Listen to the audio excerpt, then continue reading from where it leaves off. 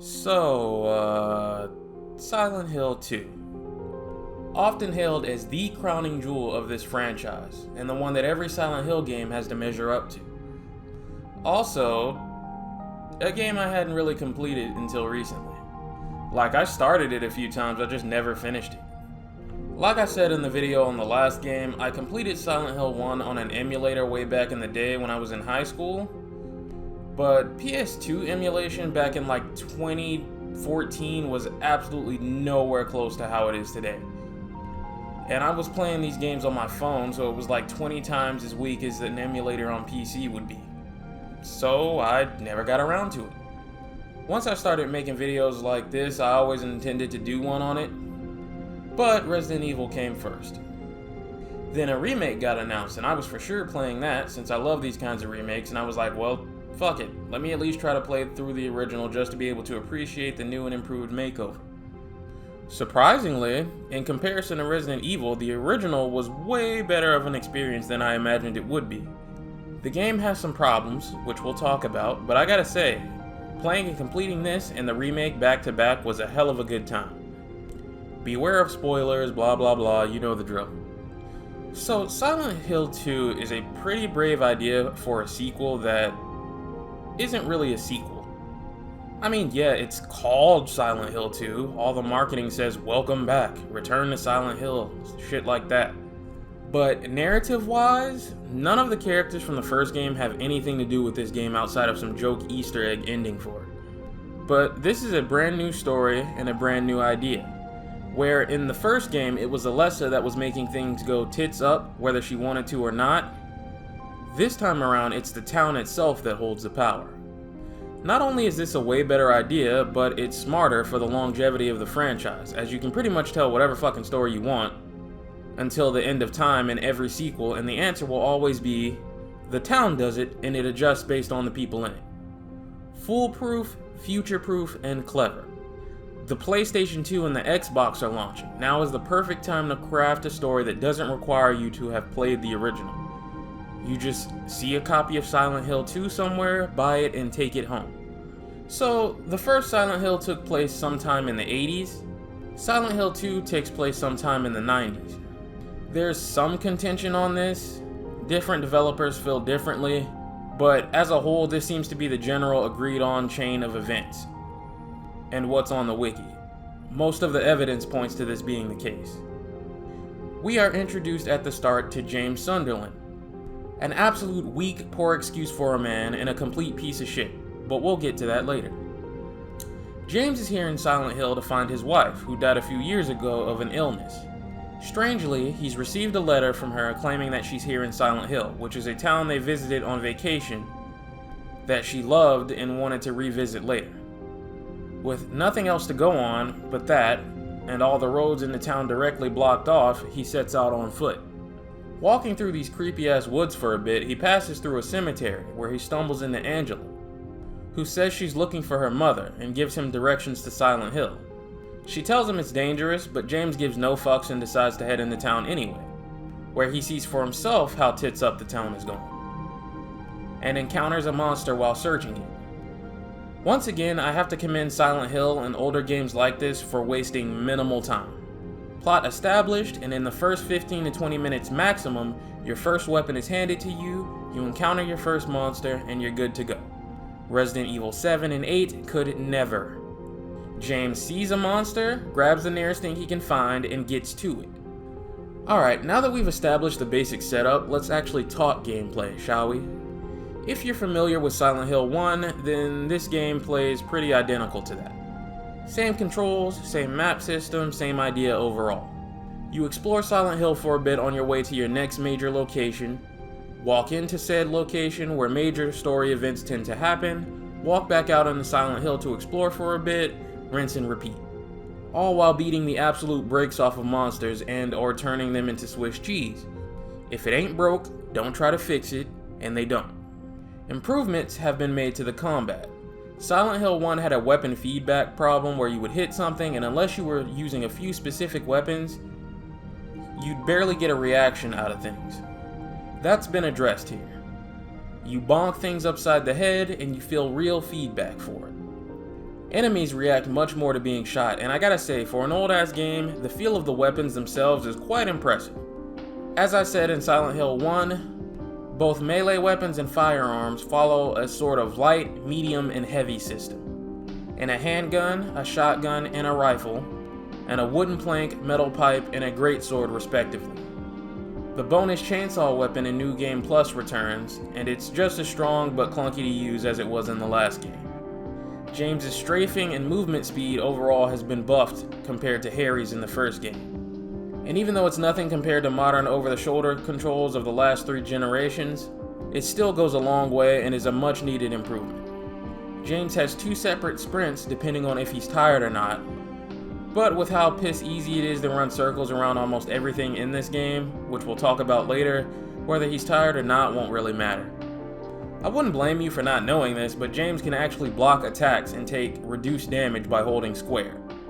But since you cannot be readying any sort of weapon for it to work, it is pretty much a fucking worthless mechanic. It will take until Silent Hill 3 for it to be useful. Old school survival horror games tend to have this problem for me, where it feels like some common sense shit that a developer should have thought of, like blocking, takes 3 games in a row to get right. 1 game to realize the game could use one, another game to implement it, and then 1 more to make it practically usable. Which is definitely a far cry from where we are now with modern horror games that aren't afraid to just let you get the fuck out of the way of things or block stuff. I know some people, for some ungodly reason that I cannot fathom, think that defensive mechanics in horror games takes away from the tension, but I don't. Motherfuckers have been blocking and dodging things since dinosaurs roamed the earth. My character standing there like a doofus in the face of danger with the defensive senses of a plastic bag flowing in the wind outweighs whatever fear I'm supposed to feel. Hope that helps. But we're getting there. Silent Hill 3 will make it right. Since the name of the game here is Silent Hill 1 but better, all of the same things that game did right in terms of quality of life for the survival horror genre as a whole are on full display here as well. No dumbass ink ribbons, you save whenever the fuck you want. Movement while aiming, because human beings learned a long time ago that their legs could be used to walk. Melee weapons that are useful and viable as options for combat. Picking up items as you move along and explore, with practically non-existent limits on what you can carry. Refusing to break your focus by making you backtrack to an item box for the 8th fucking time to put up a damn healing item for later. You found it? It's yours to do whatever the hell you want with, whenever the hell you want to. It's that simple. But this time around, Silent Hill 2 goes above and beyond just those basic benefits. For one, if you don't like tank controls, you don't have to argue with a 40 to 50 year old man about it. You simply go into the options and you just turn them off. Everybody wins.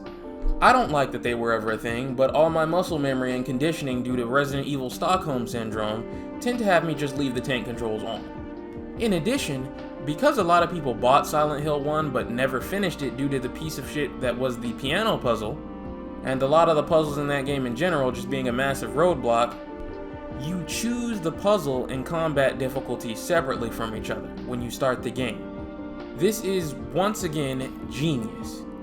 Now, those of you who have watched me long enough know me. I tend to dislike puzzles in general.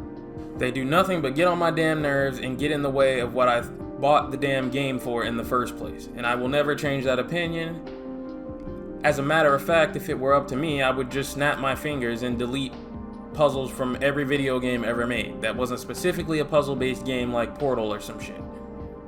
I know for some reason there's a group of people that love puzzles and get mad at horror games when the puzzles are too easy or not really in them or whatever, but I don't care because I'm not them.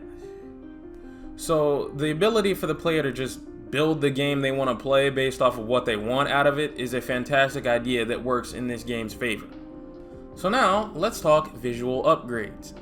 Silent Hill 1 was hideous to look at in terms of polygon count and general appearance, but the art design itself and the attention to detail in the environments when you knew how to give it a facelift with modern emulator technology was impressive. This game continues that trend. Like the first game, the FMVs hold up pretty well. Like, anyone that will look you in your face and tell you that they look better than a full-fledged Unreal Engine 5 remake is straight up fucking delusional, drinking a large nostalgia milkshake topped with freshly cut Fate Deep art expert analysis strawberries, but for what they are, they hold up considering they're damn near 25 years old. Which is why, if you've noticed, whenever some dickhead wants to take a jab at the remake, they always show you a screenshot of one of these and not what the actual game looks like 95% of the time that you play it. And they know exactly why they cherry-picked one of these, because the in-game models of the characters look bad, and oftentimes have completely different faces from what you've seen in screenshots. Angela in particular is supposed to be anywhere from like 17 to 20, but looks and sounds around 50. The models are admittedly a night and day difference from Silent Hill 1, and are a pretty big upgrade, and I'm sure since I grew up with the PS2, it's a little hard to appreciate being there and seeing the upgrade fully. But I'm not gonna sit here and pretend I'm not looking at what I'm looking at for anyone's feelings. My eyes work. What I will do is give them credit for the visual level they achieved at the time for what is basically a PS2 launch title.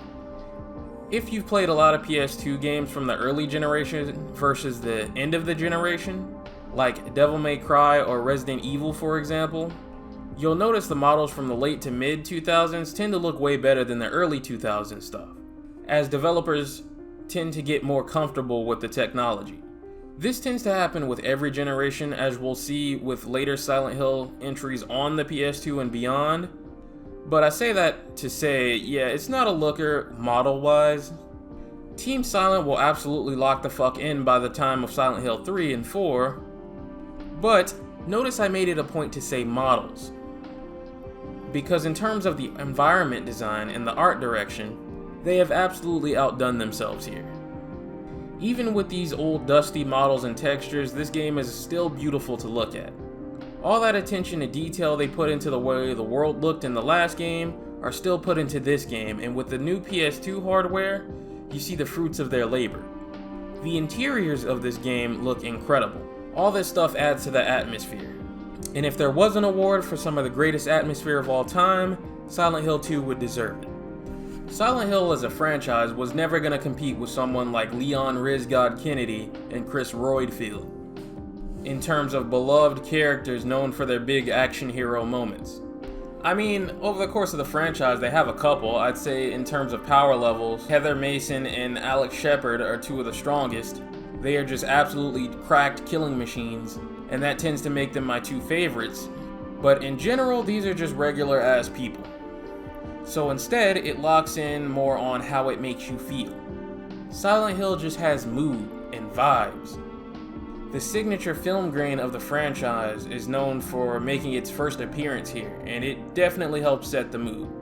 I know I'm known for disliking people who try to gatekeep and dictate how people should or shouldn't enjoy a game, but I'm gonna break my own rule here just this once. If you're the type of person who turns this off in Silent Hill games or complains that you can't turn it off, I don't fucking like you.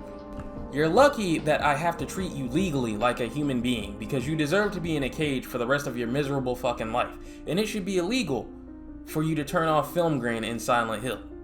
Like, genuinely, as soon as you turn off the setting, a hand should just reach out of the screen and punch you in your throat. Now, of course I'm just joking, mostly, but yeah, I clearly love me some Silent Hill film grain. The chunkier and over the top, the better. It just fits this franchise so well. Only further enhanced by this game's sound design. Akira and the rest of the sound team really brought their A game to this one. The music in this game is incredible.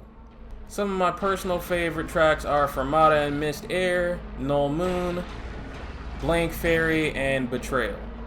But even beyond music, when there's not really much going on but more ambient stuff, the sound of your footsteps mixing with the enemy noises and the static from your radio, it all just hits. I say this all the time, but fear can work on some people. But the attitude, the theme of any horror experience is what's more important. You can only be scared by something maybe the first or maybe the second time you go through it. Yeah, on paper, it sounds logical to form an opinion on whether or not a game is good by whether or not it's scary. But due to how desensitized you become to this sort of thing, the more horror you watch or play, you are fighting a losing battle against time. If I judged Silent Hill 2 based on how scary it was, I'd be writing a very different video on how it's overrated, couldn't really scare me much at all, and people would be upset with me because through no fault of its own, a bunch of people got together and crafted a game based off of what they personally think is scary versus what I do. And what could have scared me as a 7-year-old child didn't work on me as a grown-ass man. I think the only time I was a little shaken is by the dead body in the TV room that was clearly James. But I don't look at these games like that, or any horror game for that matter. I view games as a whole as something you own, as part of your gaming collection that you will replay multiple times whenever the fuck you feel like it. That may be once every few years, once every few months, or hell, it could be your favorite game and you play it all the time. So, knowing that, whether or not it is initially scary is worthless to me. I care if it's good, if it's got the soul it's chasing, and whether or not it's fun and enjoyable as a game first before it's anything else. And Silent Hill 2 achieves pretty much everything it's trying to be here and is a mostly fantastic game while it does it. The mood of just walking down spooky hallways and bonking shit over the head while you go in this world is simple but effective and makes a damn good game. The enemies in this game are a lot better than the ones in the original in terms of design. Silent Hill 1 had a problem with focusing too much on small, bizarrely shaped shit that was annoying to try to fight, and its most enjoyable moments were when it introduced more humanoid looking stuff. This game doubles down on that by making the enemies mostly all humanoid. Silent Hill 1's monsters were based on things that had nothing to do with Harry himself, but Alessa instead. Silent Hill 2's monsters are mostly personal to James and his mental demons. There's monsters like lying figures who spit acid and squirm around on the ground, killer mannequins, and this is the first appearance of the new design for the nurse enemy, which will be used as a baseline for most of its designs in later games. Stuff of that nature, representing different problems James had with his wife and their situation. Unlike the first game, I can't think of an enemy here I really didn't like or found irritating, besides the critters who'd make a return from the first game for some reason. So we've talked positives, let's talk negatives. Of course, the first and most obvious is the camera. It still has the button from the last game that you can use to spin it around when it's being unwieldy, and it's still not that big of a deal in terms of exploring outside in the town, but in interior locations you will still walk into rooms with the camera facing away from you as shit you can't see is approaching you. It will do shit like spin around abruptly in the middle of your fights for no reason. It's got all the problems that people tend to have with fixed camera angles. The people that make excuses for it will always try to make excuses for it. It is what it is. But when the director of the game tells you he's glad the game got a damn remake because he looked at his magnum opus, 20 years later, as all these new games adopted a better camera as standard, and said he felt embarrassed by it, that's kind of all that needs to be said at the end of the discussion. And really, outside of that, not much else. I mean, the game is pretty solid. I usually write these videos in a way where I spend some time talking about the good shit or the bad shit first, and then vice versa in terms of gameplay, but really, besides the camera, there isn't really much that stands out to me as a problem that can make people want to put it down. The tank controls can be turned off, and unlike Resident Evil, outside of like one moment in the game, the camera is not so bad it's gonna instantly kill you for getting hit by some shit you can't see. And because you can pan and manipulate it with a button, they've done a decent enough job to help you with how bad it is. But outside of that, most of any criticism I have of Silent Hill 2 in general comes down to some of the stuff they decided to do with the story, take out of the story, and the voice acting. I mean, it has some bugs here and there. Some enemies get stuck in walls, misplaced textures, misaligned textures, you know, stuff like that, but nothing major. So instead, let's talk about something else, the different versions of Silent Hill 2 that you can play. Each one of them kind of has their own pros and cons in this day and age. Yeah, even the controversial HD collection has some pros. So, the PS2 original is kind of a no-brainer here. The original vision. Pros should be obvious. Unaltered and untampered with. Silent Hill 2 as originally released. Cons? I don't give a fuck what Jared from Avalanche Review says. The prospect of somebody tracking down a PS2, which isn't made anymore and is a collector's item, and sells for outrageous prices by itself, and somehow still has to be functional 20 years later, then a copy of Silent Hill 2 which is working and sells for even more of a ridiculous price as a collector's item, and then tracking down a big ass CRTV to run some shit that came out 24 years ago is an absolutely unrealistic expectation. And then on top of that is likely going to be an adjustment in and of itself if you manage to do all this bullshit but grew up anywhere from like 2006 and up, where all of this stuff started to get phased out so you have no appreciation for it to begin with. That leads us to emulation, which not only can make the game look prettier if you configure it right, but is one of the more simple solutions out there. It's the way most people tend to experience the original Silent Hill 2 these days. Sounds all good, right? Well, outside from some visual bugs that will come from trying to run the game in widescreen, it should be, except for one problem. See, PlayStation likes to do this thing every time they release a new console where they add a gimmick to it, and then halfway through the console's life cycle, when they realize nobody really gave a shit about it, they and the developers tend to abandon it. For the most part, for the PS4 and PS5 generations, the gimmick of the touchpad and the adaptive triggers and haptic feedback have been well received and game changers that actually stuck around and made the games better.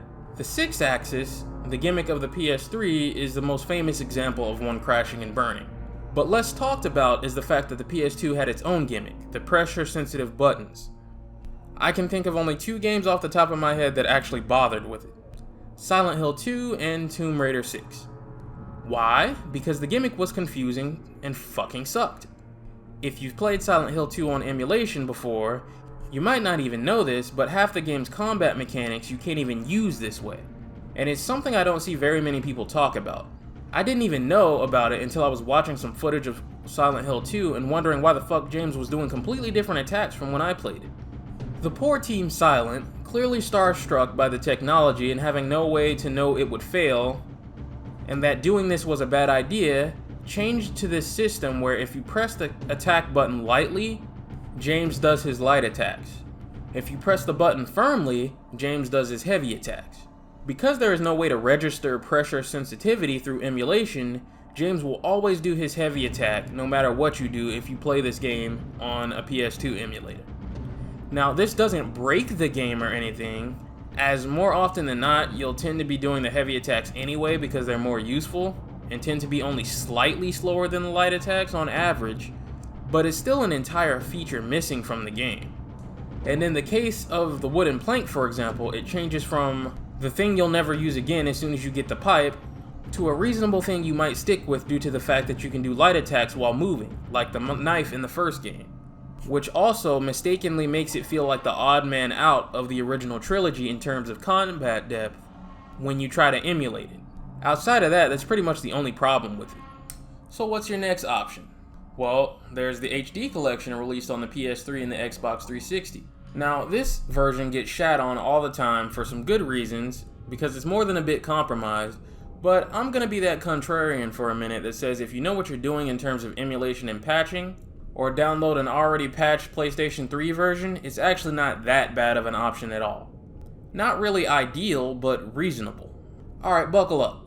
So essentially what happened here is that Konami saw the success of HD collections and remasters of old PS2 games that were getting released on PlayStation 3 back around this time, and decided they wanted to release one.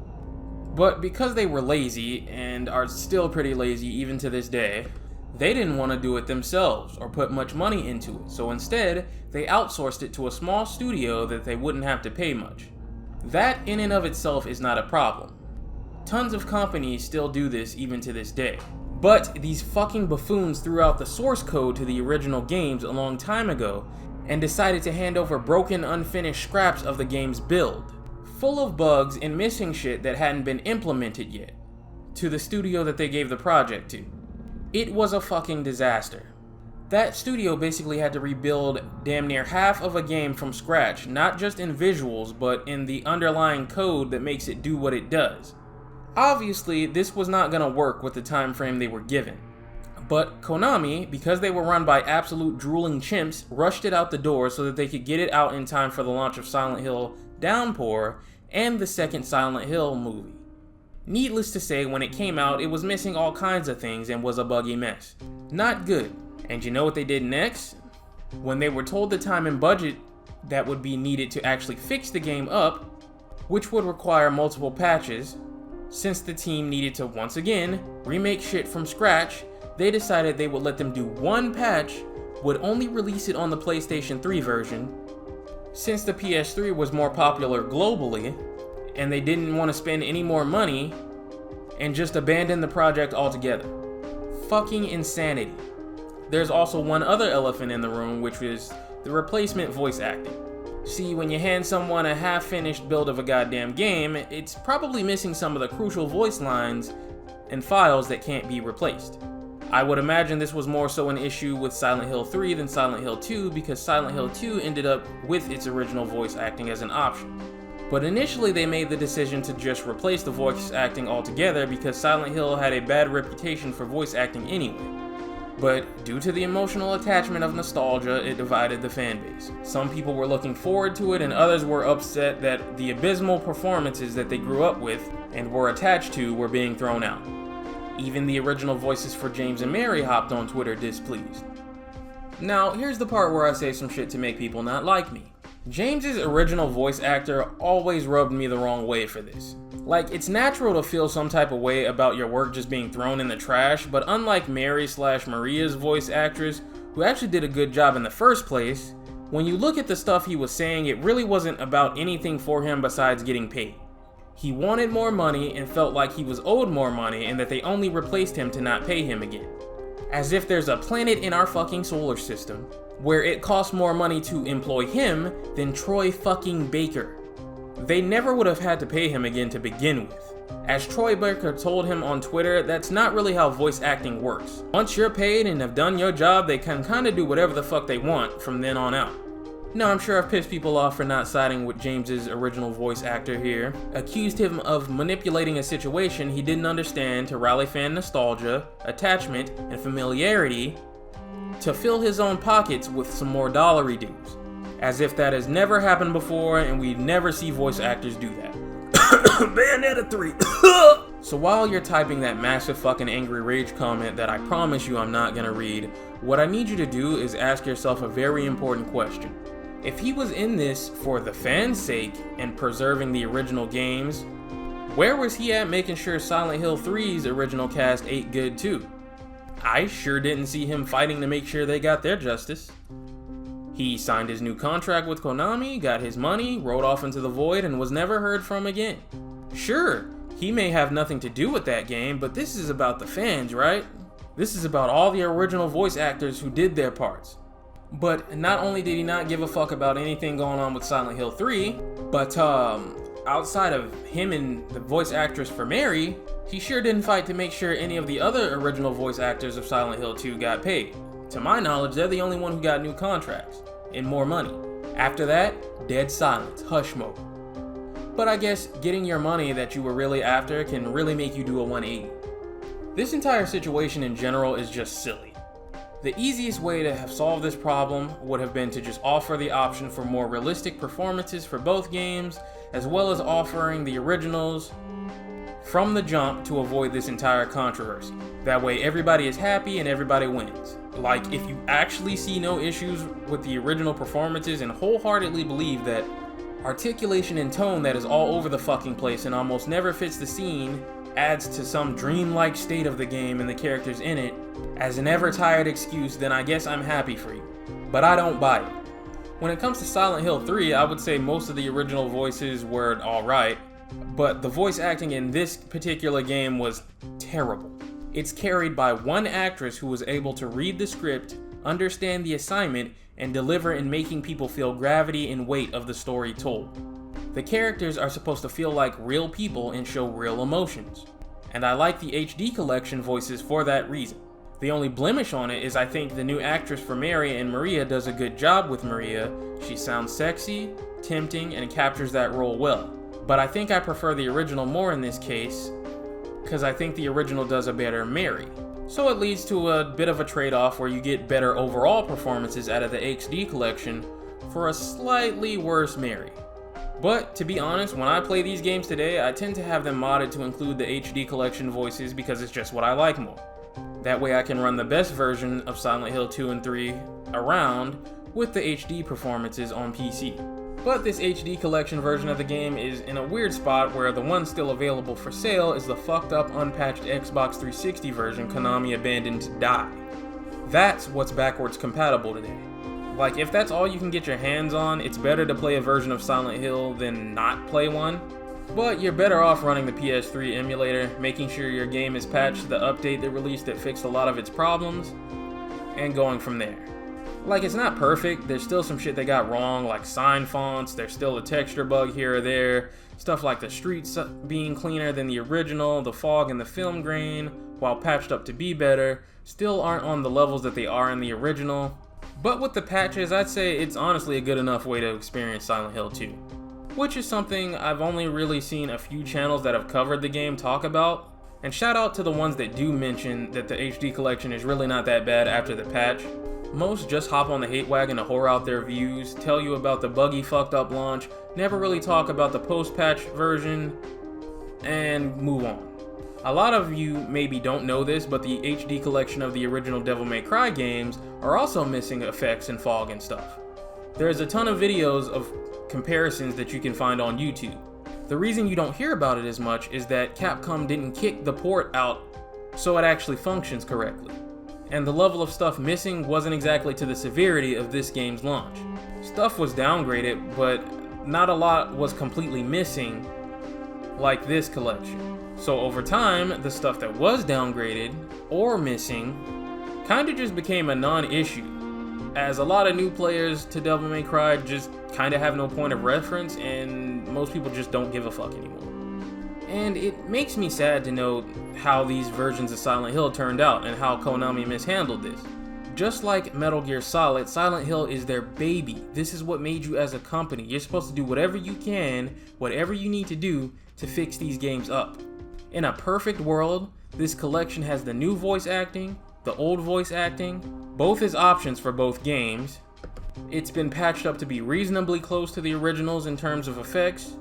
Maybe not 1-to-1, but close enough to not be a big deal like the Devil May Cry collection is, and is somewhere on PS5, Xbox, and Steam for sale.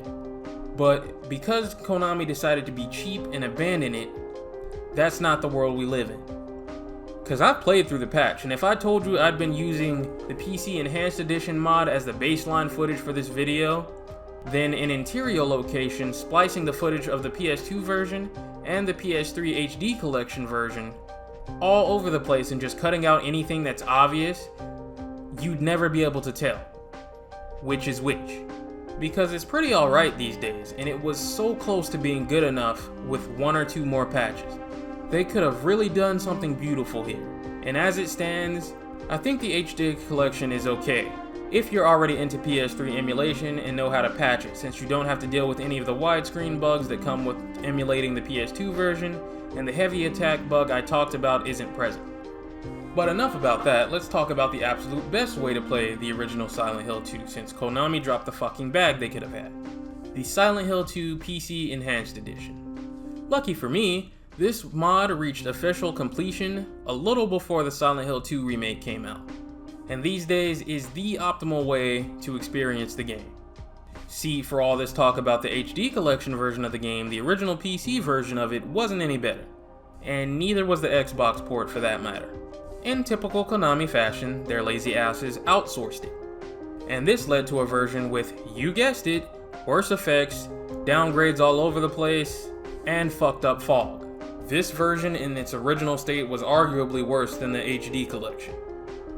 So with all hope lost for decent versions of Silent Hill 2, a group set out to present this game in the best way it can ever be presented, and the PC Enhanced Edition was born. They meticulously combed this port from top to bottom for a damn near decade to not only restore it to the original PS2 version's quality, but to go beyond that. Visual upgrades, slight lighting error tweaks, bugs and texture errors left in the original game have been corrected, widescreen bug fixes, and even a 60 FPS mode out of the box. Previously, the only version that had this was the HD collection. Before that, every version would break and introduce bugs when you tried to force the emulators to run them at 60 FPS. Still, be careful doing this though, because they've done a lot of work to make the 60 FPS functional and playable, but there's one issue they kinda missed, and that's for some reason enemies in this game do ungodly damage in 60 FPS. Like, I'm gonna assume this is something in regards to frame rate and how the engine calculates damage, because lying figures go from kind of a joke at 30 FPS, even if they hit you, to absolutely melting your life bar from full health if they touch you while crawling on the ground at 60 FPS. It's insane. I'd still recommend 30 FPS as intended, but you can do what you want. That being said, this version is incredible, and it represents what the HD collection could have been if given the time and proper resources needed to be great. And keep in mind, a lot of the enhancements to the visuals, like remade menus and such, are completely optional if you're one of those purist weirdos or something. But yeah, it's damn near perfect. It brings the game on par in quality with something like the HD remasters of Resident Evil 1 and 0. Apparently it was an absolute nightmare to install before, but it's got an easy as hell one button installer and easy instructions to set up that make it pretty simple to get running. This is pretty much the perfect definitive edition of the original Silent Hill 2. The only con I can think of is that once you experience this, there's kinda no going back for most people. The whiplash of going from this to having to go to Silent Hill 3 and see all these low resolution backgrounds and menus again just has you begging for someone, anyone, to give it this kind of love. Whereas if you just go through each game individually on an emulator, you kind of appreciate the gradual upgrades game by game. At least until Silent Hill 4 comes and fucks everything up, but that's a video for another time. I guess that's all there is to say about the different versions, so let's get back to the story. After encountering his first monster and seeing the town filled with them now, James makes his way to some nearby apartments. In Silent Hill fashion, most of the roads are blocked off, locked, or destroyed, and his best lead is a spot by the lake that Mary loved. So these apartments are his best way through. There's bizarre shit going on all in here. There's even a mannequin wearing Mary's clothes. He finds a gun and runs into Pyramid Head a couple of times. He also runs into a little girl named Lara who kicks a key away from him and steps on his hand. Some fat dude named Eddie puking in a toilet, and Angela who's having a mental breakdown. The thing about the apartments is that I would say this is the only location in this game that has a reputation for being a bit of a miss. The atmosphere here is some of the best in the game, sure, and once you understand what the game wants from you, it's fine. But the apartments themselves have a reputation for players getting lost. Most of the hallways look identical, and the part where James shoots Pyramid Head and makes him leave hides a key behind a frankly ridiculous camera angle. That is such a problem. The team behind the Enhanced Edition, after watching new players streaming the game getting lost here over and over and over again, pretty much had enough of them getting frustrated and decided to adjust the camera to show the key. So, speaking out of experience from getting lost here myself, this area is clearly a sore spot for the game as a whole. The jump to the fire escape had me stumped for a good while.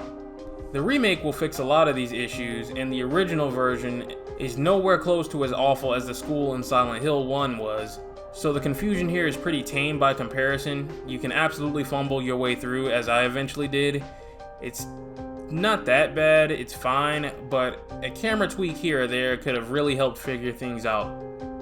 What is bad is the first Pyramid Head boss fight that happens on your way out of here. Listen boys, I know it's iconic, it is for me too. Where they decided to have you fight him is the problem. Classic survival horror fights are known to not be that great. You run from one corner of the room to the other, shoot the boss until it gets close, then rinse and repeat, trying not to get hit and fighting the abysmal camera more than you fight the boss. The problem with this fight in particular is two things. Problem number one is that Pyramid Head has two attacks. A horizontal swing that does heavy damage and a slower overhead swing that pretty much just instantly kills you. That one sounds pretty easy to avoid, right? Well, it mostly is. Until the game decides that it isn't. For some ungodly reason, and if you've played this game multiple times, you might know what I'm talking about. Every once in a while, Pyramid Head will do the overhead swing and just track you the entire time you move to get out the way. It's weird, it's like 90% avoidable, but there's just that 10% where he just turns and kills you immediately. I played through this game at least 6 times since December of last year. This happened to me like twice in total. And I remember this happening to the Rad Brad when he played through the game at least once. But hey, an old survival horror game with bullshit tracking. The first game had a final boss like that, and the old Resident Evil games have a million of them like that, so what's new? Well, problem number 2 is how the fight ends. You do enough damage and Pyramid Head just kind of gives up and leaves. The issue is that if you've been running from corner to corner in the fight, heaven forbid you are in the wrong corner when this fight ends, because if you get anywhere close to him, he will just swing his sword and delete you. And the stairs he has to leave on is right in one of those corners. So there's a 50% chance he steps too close and gives you the gut special. It's not even consistent either, because the first time I ever beat this game, I had no idea what the fuck he was doing when the bell rang and walked right up to him as he was leaving, and he just completely ignored me. So Pyramid Head kinda just does whatever the fuck he wants. This fight is nowhere near some of the bullshit that old Resident Evil games will put you through, don't get me wrong, but what I'm saying is that there's a reason that they moved this location to a wider area in the remake. Leaving the apartments, James runs into Laura again and confronts her for stepping on his hand earlier. She gets mad, tells him he never loved Mary to begin with, and runs off. When he finally reaches the lake, he comes face to face with Maria instead of Mary. Maria looks and sounds identical to Mary, but the way she speaks, inflects, and dresses is way sexier and compassionate. She does what women do, and guilt trips him into letting her tag along since the town is filled with monsters. And while James's heart is telling him not to get sidetracked with Maria, his dick is telling him to give up the ghost and just dive in. Maria is an early 2000s AI tag-along, so don't expect much in the form of help or even self-preservation common sense out of her. She will oftentimes just get in the fucking way. But I'm willing to forgive it since it's like 2001. It's one of those things where it's down more so to the controls and camera angles than it is necessarily anything that Maria herself is doing wrong. These same type of tag-along characters will be introduced later in the series and will never really be much of a problem, outside of the dog shit one. So just be extra careful, especially when getting your John Wick on, cause she can die and lead to a game over. Looking for more clues leads them to running into Eddie and Laura, who are hanging out and eating snacks in a bowling alley. But Laura runs away when she sees James, and Eddie's fat ass could give no fucks. Since Laura is James's best lead on Mary right now, she has to be found. Maria seems extremely attached to Mary, more so than James, so they cut through a strip club that Maria seems to work at and into Brookhaven Hospital to follow her. The hospital in the last game was definitely its best location, and here is no different. This will kind of become a running theme going forward. The bubblehead nurses that are sort of the series mascot at this point make their debut here. They behave mostly like the nurses from the first game, outside of the freaky Jacob's Ladder head thing they do. You can feel a lot more influence that movie had here than in the first game. James is wearing Jacob's military jacket, for example. It's just a shame that for all the hyping up that movie gets for starting this franchise, it's really not that great. I watched both the original and the remake. The original starts off fantastic, and then immediately after the best moment, which is the hospital scenes that inspired Silent Hill, it takes a nosedive for the rest of the movie, where it sidetracks itself with a plot that goes absolutely no fucking where and doesn't matter. The remake made that side plot the actual main plot instead.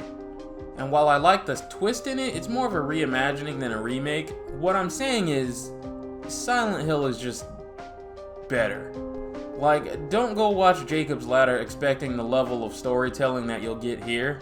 Like, imagine if Silent Hill 2 went the way it does now, only after the hospital, instead of all of this, for the rest of the game all the monsters went away. And then the cult showed up out of nowhere and started attacking James. And then when he gets to the hotel and watches the tape, the cult go away too. And only when James gets to the final boss does the movie introduce another monster before the ending. And that's essentially how the original Jacob's Ladder is structured. Like, I appreciate the message and the overall theme of the story itself, but I was left disappointed by the end of it. Anyway, Maria is feeling sick and takes a break to lie down and take some medication, which is starting to make James a little nervous, reminding him of his wife's condition. So he goes off to go search for Laura. Unfortunately, he runs into Pyramid Head and gets absolutely fucking slimed, dude. Like, I don't know how he lived through this. That looked like a clean hit. Say goodbye to the Great Knife, by the way. Pyramid Head will never use it again and will switch to a lame spear. After getting knocked off the roof back into the building and somehow still having a functional spine and no internal bleeding or broken bones, a couple of puzzles later, we find Laura. And James, in his infinite wisdom, decides to do the exact thing that he said he wasn't gonna do, and yells at her. Excellent job. Laura is here because she was a sick orphan child at the hospital that Mary was staying at, and they became friends. Before Mary's untimely demise, she gave her a letter, and because Laura is a child, instead of telling her that she was dying, she gently told her that she was going away to a special place. And because she also snuck and read the letter that was meant for James, that also mentions a special place, she assumes that special place is Silent Hill. The problem here is that James swears Mary died 3 years ago, but Laura says she first met Mary a year ago. And Jamie Boy is not in any position to be calling anyone a liar right now. Fucking asshole. So to punish James for yelling at her, she tricks him into walking into a room with the promise of a letter that Mary left him and locks him inside. Now, if you don't know any better, you're probably thinking that Laura is wrong for doing this, but I don't think so. For one, unbeknownst to James and everyone else, Laura cannot see any of the monsters here. Silent Hill leaves her alone because she's committed no atrocities to be here.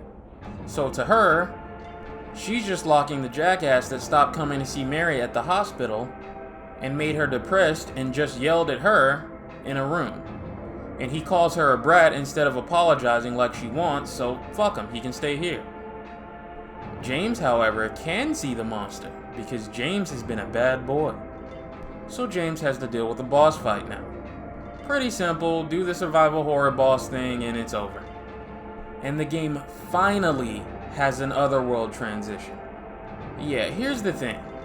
The original Silent Hill 2 doesn't really have much in terms of Otherworld most of the time. It's more like the environments start off sort of normal, and then just towards the second half of the game, the locations themselves and the logic behind how you got there just gets more and more bizarre the further you get into the game. And while it sounds great on paper as a general horror game by itself, and I'm sure a lot of people find it poetic and deep and all that bullshit, I can't help but feel like chasing that came at the cost of recognizing the strengths and the appeal of your own IP. You really only see James's designated Otherworld once. It's rusty, wet, and covered in sheets. You see Eddie's Otherworld once. It's cold and covered in ice and bodies. And you see Angela's Otherworld twice. It's covered in flesh and sometimes just literally on fire. I guess if we're stretching the term a bit, we could say that James's journey through the hotel technically counts as an Otherworld too, but it's more like James's delusion is making him think this hotel is normal, before it goes back to how it's actually looked this whole time. As a story first and a game second, this is a good idea. It absolutely works and plays to the story's strength. It fits the narrative. But as a game first and a story second, I think this kind of hurts it in terms of franchise consistency and expectations compared to the first game and the third game. Silent Hill as a franchise is its Otherworld. That's what makes it what it is. The rust, the grime, and the graty floors are the baseline. And then the details and decorations of it are tailored to each character's secrets, struggles, and or fears. It's one of the greatest ideas a horror franchise has ever come up with, but in Silent Hill 2, it kind of takes a backseat on the bus. In terms of the OG Silent Hill 2, it's not really that big of a problem. It's still technically in the game, and the second half of the game puts so much emphasis on the environments and how eerie and nonsensical they are to go through that it's found a decent substitute. But what it does ultimately speak on is Team Silent's inability sometimes to recognize their winning formula while they have it, and instead try to make any idea they have work at any cost. And while they're safe to do so now, that mentality is gonna come back to bite them right in the ass in about 2 games. They have creativity and they have passion, They have skill, but what they don't fully grasp is what is making it all work and what is making the Silent Hill name work around this time and make people want to try the games out. And this is another thing I think the remake enhanced the original concept with. The remake gives you James's Otherworld a bit earlier and doubles down on what is specific about it to him and shows that you can have your cake and eat it too in terms of making a good story, but also making sure the things people recognize Silent Hill for are in the game sufficient. Transforming some of the game's locations from a set of spooky apartments or dark streets in a great horror game to a set of spooky apartments or dark streets in a Silent Hill game. Because as of right now, when we talk about the original, I think Silent Hill 1 in terms of where it takes you and what it takes you through is better and more distinct up until we get to this moment in the hospital. And Silent Hill 3 is probably the best of the three at doing all of this in general. With the hospital an absolute nightmare right now, James regains his composure and searches around and looks for Maria, but she's gone. He manages to find her again, does the one thing a man should never do, and calls her another woman's name by mistake, and she goes the fuck off. You did that one to yourself, bro. You gotta hold that. We can play this weird questionnaire in this elevator here, where some kind of talk show host we'll never hear from again asks us some questions, and if we get it right, we get a motherload of supplies. This guy will never be explained or really elaborated on. He's just kind of some goofy fun the game has with you. There's something else I want to talk about to kind of highlight how ridiculous certain parts of this fanbase can be. Like, just about every long-running franchise that's popular over the course of decades has a small chunk of it that just makes you wonder if their brain is smooth to the texture of a pair of freshly lubed ass cheeks. And Silent Hill is no different. So there's this room that Maria and James enter, where James needs her help to open a fridge.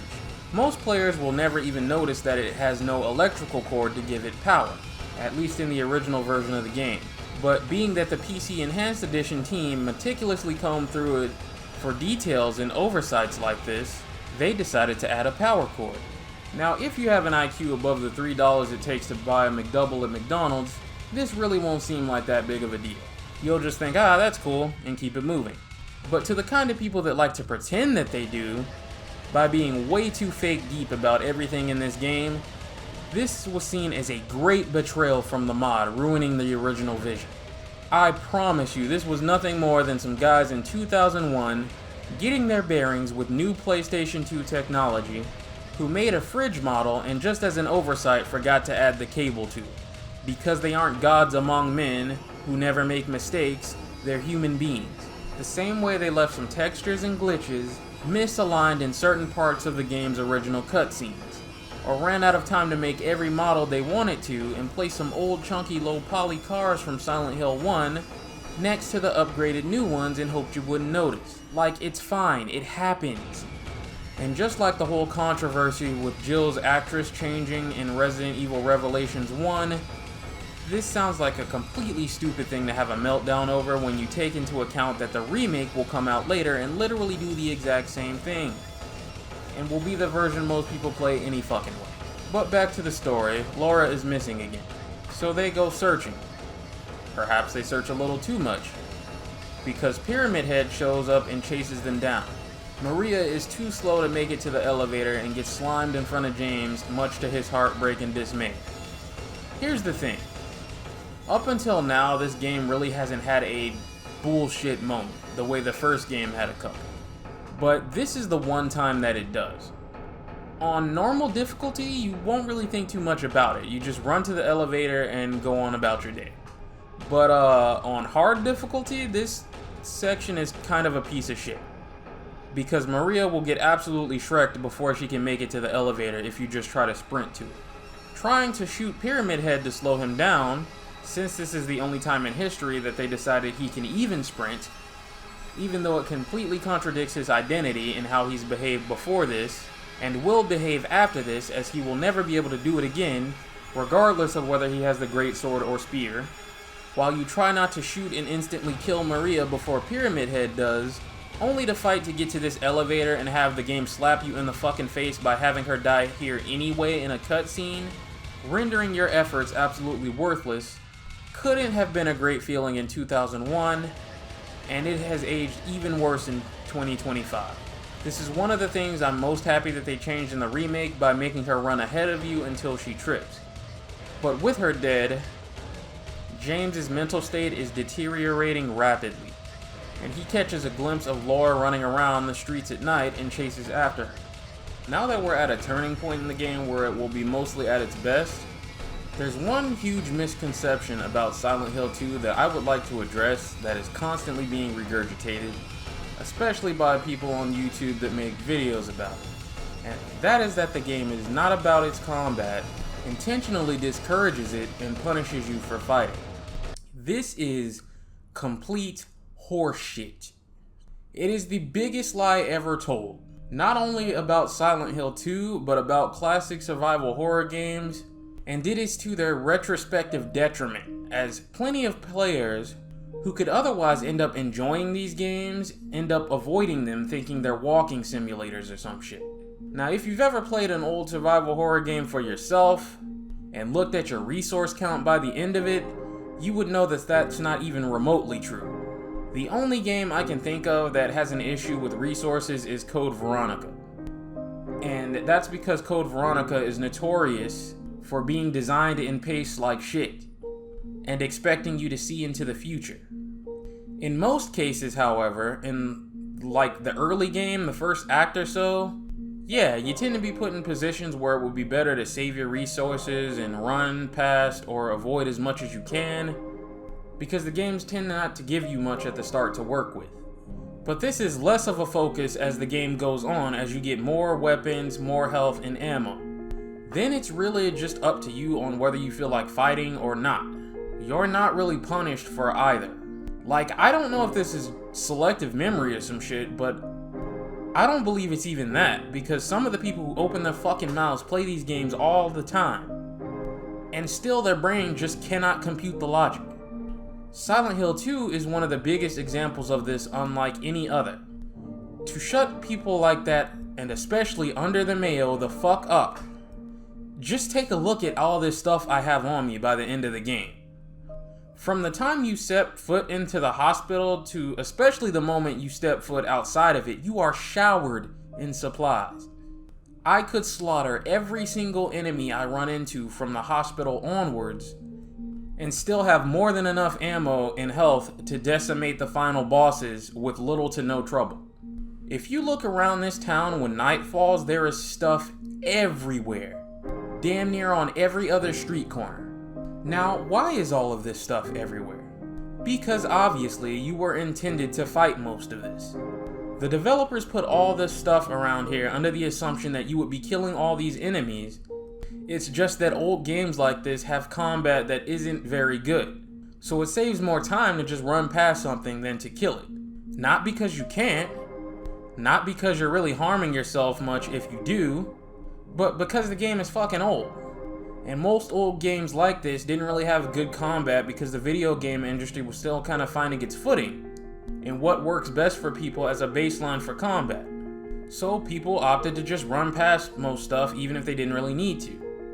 As games got bigger and better in terms of mechanics and quality of life, more focus has been put on the combat because it's the main way a player will logically engage with a video game.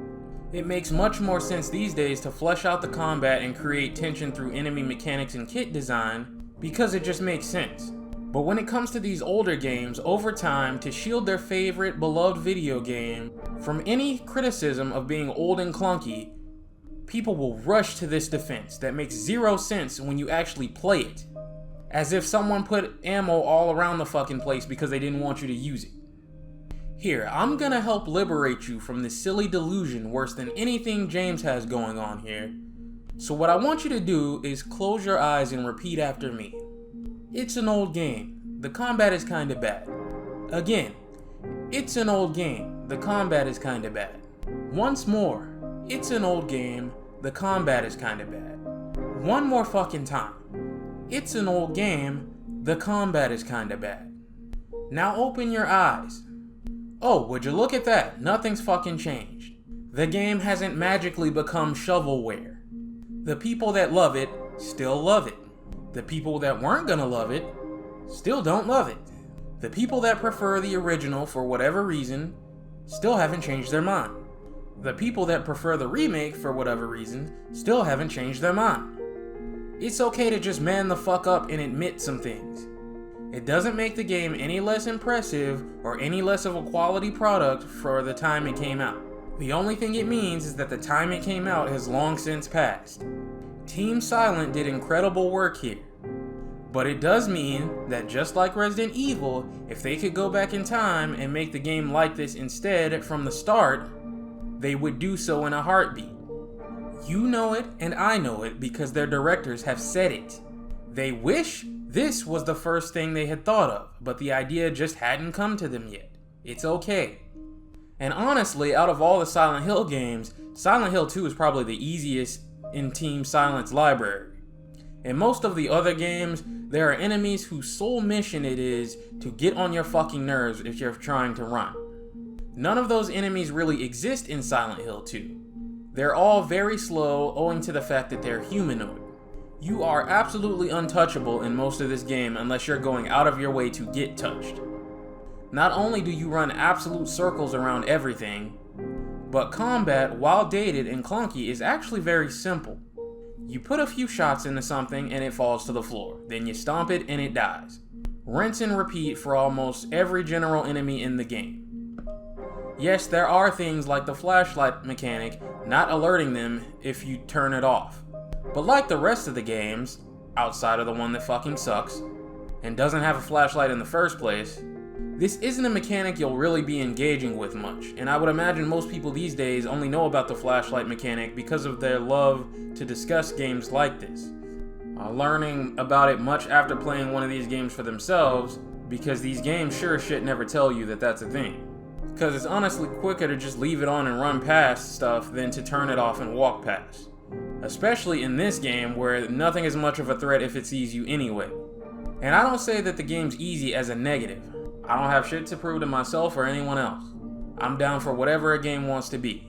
You want to be difficult? Be difficult. You want to be easy? Be easy. I don't need every game to break my balls and challenge me as soon as I get home, when I get enough challenge out of the fact that I have to go to work 8 hours almost every day. And unlike some people with a little too much fondness for a sauce that is fucking disgusting, I don't have a goddamn meltdown when games tone down difficulty or add easy modes because I think I'm the shit for chasing challenge. Then get caught in 4K quitting a game because it was too hard for me. After making my YouTube career telling everyone else they suck for not playing my favorite game on the hardest difficulty and liking it.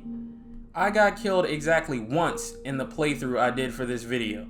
And it was because I was intentionally fucking around in this fight with Eddie and lost the Rock'em Sock'em hit stun war because I whiffed once. But no, in reality, making the game easier here was a smart decision. It allows the game to tell the greatest story ever told in this franchise in a way that has less roadblocks and less ways to fuck you over compared to its competition and its own brothers and sisters, and acts as probably the best introduction to the franchise you could ever get or want. Unlike the first game, because it's so easy, most people actually made it past the first area without putting the game down out of frustration.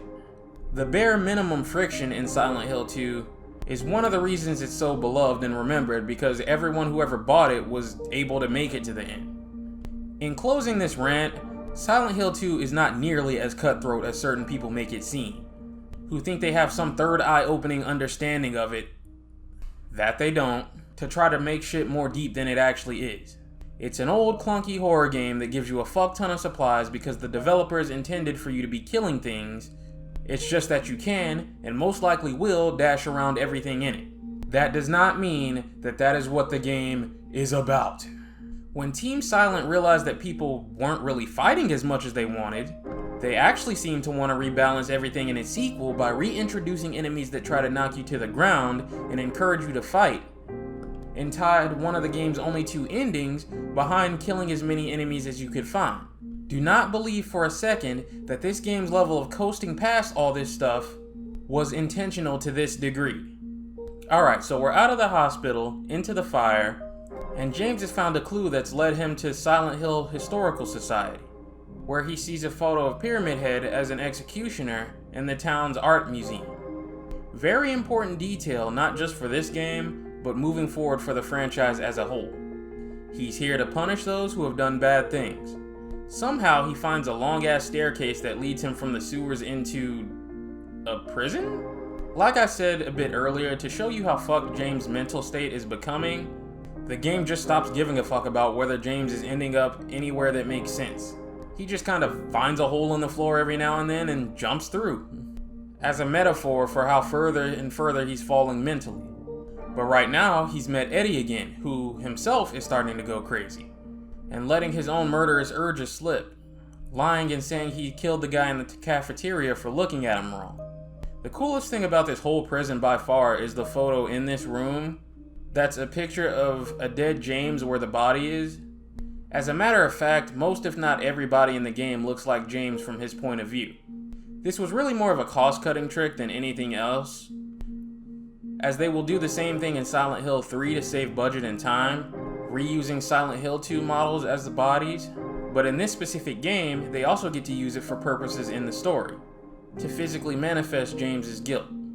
I know that people like to theory craft that these are different times James has died on his journey in some time loop, but no, to everyone else these bodies don't look anything like James. Only James sees that. Otherwise, I'm pretty sure any one of the characters would comment on the clearly alive James standing next to the not so alive James, wondering what the fuck is going on. After exploring the prison, solving a puzzle involving each of the 3 people losing their shit in the town's crimes, including James's, and jumping further into the mental hole, James actually finds himself staring face to face with Maria again, who is inexplicably alive and locked inside a cell. And yes, we all know the detail of how the scene is framed in a way that makes it look like James is also inside a prison cell.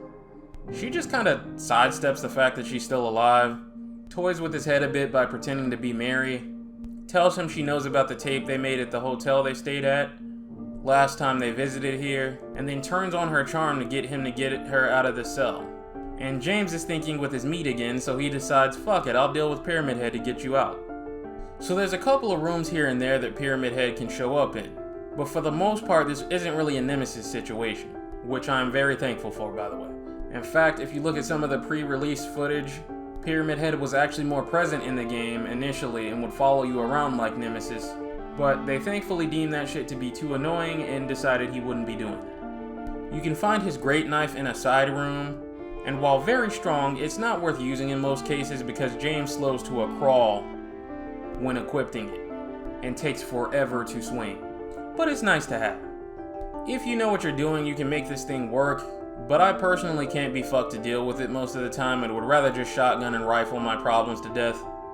As by this point in the game, I could never fire another pistol bullet again, mow down everything in the room, and still have plenty of ammo when the credits roll. But searching for another way to Maria leads us to running into Angela again, who's having her own sort of mental crash out thanks to her history with her family.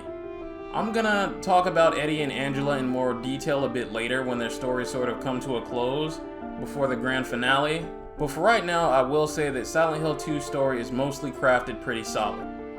But the way that the Big Daddy is written and implemented into the game is probably the biggest zit on its face in the writing department. As for right now, it's a pretty simple fight. With it completed, Angela crashes out on James, accuses him of only being nice to her in an attempt to give her the most devious mental issue backshots of all time, tells him she knows he's lying about his wife and wanted to get rid of her, and runs off. James manages to find his way to Maria's cell, but he's too late. I don't know why the wiki for some reason says she seems to have been beaten to death when it very clearly looks like she died from some sort of illness, but whatever the case, she's dead. Again. And at this point, James's mind is in full freefall. I gotta say, this particular moment in the game when he walks out of here and finds an out-of-nowhere cemetery with graves everywhere, and 3 specific ones with his, Angela, and Eddie's names on them, is probably my favorite moment in the game. Just don't ask me how jumping in his own grave, dropping him into Eddie's Otherworld makes any sort of sense, because it doesn't. Eddie here is a lost cause and can't be saved. He's given in fully to his murderous urges, as he's upset the world is making fun of him. So, James being James, turns right around and makes fun of him. Then tries to backpedal on him. This is hilarious. Like, bro, what is with you. What fucking school did you go to? This man consistently has the mental logic of a goddamn squirrel. The fight is equally as hilarious, as most of the bigger firearms in the game you would usually use have a lot of recovery frames on attacks, which allows Eddie to hit you before you can really fire again, so you'll have to play spacing to effectively use them. Or you can just run up and gamble in the stunlock war. Whoever bonks the other over the head first is likely to win. But James does what he has to do, and then has the balls to stand there and have a delusional moment where he acts like he's never done this before. You bitch! Since he still can't find Mary, his last resort is to take a nearby boat across the lake to the hotel they stayed at to see if she's there, or maybe if the tape they made can serve as a clue. He runs into Laura again, who gives him the letter Mary wrote her. The letter mentions Laura's 8th birthday, so James asks her when she turned 8, and she says she turned 8 just last week, which means Mary couldn't have died 3 years ago. Laura also says she has a letter for James but dropped it somewhere around here, and runs off to go find it. The Lakeview Hotel is just a solid final level. There's not really much wrong with it. It's good for the most part. I mean, I could complain about the fact that they take your weapons away at one point, as if you know me by now, you know I absolutely fucking hate when games do this, but it's very brief and it's over very quick. After finding the tape in the room he and Mary stayed at, with no other clues to go on, James watches the tape. It starts as a loving moment between husband and wife before devolving into revealing an absolute monster. James killed Mary. He smothered her to death with a pillow when she was temporarily released from the hospital to visit home. Died 3 years ago? Try 3 days. So I mentioned before I really only have 2 major gripes with the way the story is told. This is one of them. Silent Hill 2 tells an incredible story, but anyone who thinks the way this twist was conveyed to the audience originally is kinda full of shit. This is the most important moment in the game and they fumbled it. You can barely make out what the fuck is happening. It looks like he's reaching out to hug her or hold her forehead or some shit, and there's just so much visual noise all over the place. If you took the line where James specifically says that he killed Mary to Laura out from this scene, most of the audience would have no clue what the fuck just happened. The amount of threads I've seen on the internet of people confused on how James even killed Mary and what that tape even was showing them is enough to where I could completely demonetize this video, receive $1 for every thread asking the question, and make more money from that alone than I would going to work at all this entire week. This is the most important moment in the game. The revelation, the twist, the biggest shock in the story. And instead of any of that, you get what is a new player staring in confusion as this scene goes through the motions from start to finish. Now, you know how the most cult-like Silent Hill fans are. You criticize anything like this, and they try to tell you it's meant to be mysterious and vague and blah blah bitty fucking blah. And putting aside how that makes no fucking sense, since I don't know what the fuck is vague about showing an incomprehensible mess to the player, only to show them 45 seconds later that he killed her, so I won't even begin to entertain that nonsense. What I will say is that this is a bit understandable because this is not the way they originally envisioned this scene. This is not how it was meant to be conveyed. There's audio files in the game that were meant to go with this tape of Mary, screaming and trying to fight off James when he does this. This is all ready to go, perfectly synced and everything.